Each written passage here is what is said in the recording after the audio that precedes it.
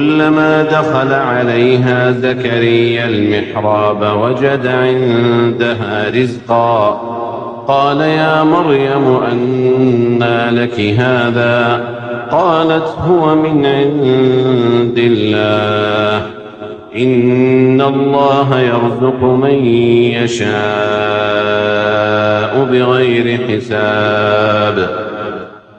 هنالك دعا زكريا ربه قال رب هب لي من لدنك ذرية طيبة إنك سميع الدعاء. فنادته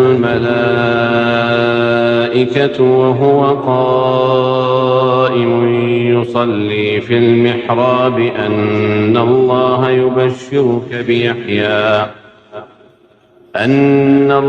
يبشرك بيحيى مصدقا بكلمة من الله وسيدا وحصورا ونبيا من الصالحين.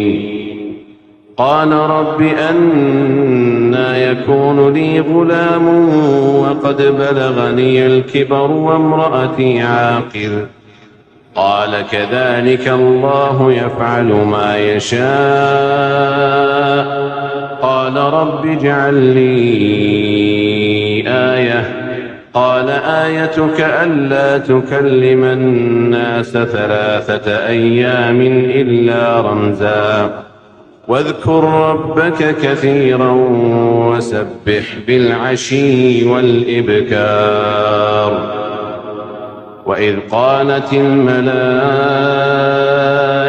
يا مريم إن الله اصطفاك وطهرك واصطفاك على نساء العالمين يا مريم اقنتي لربك واسجدي واركعي مع الراكعين.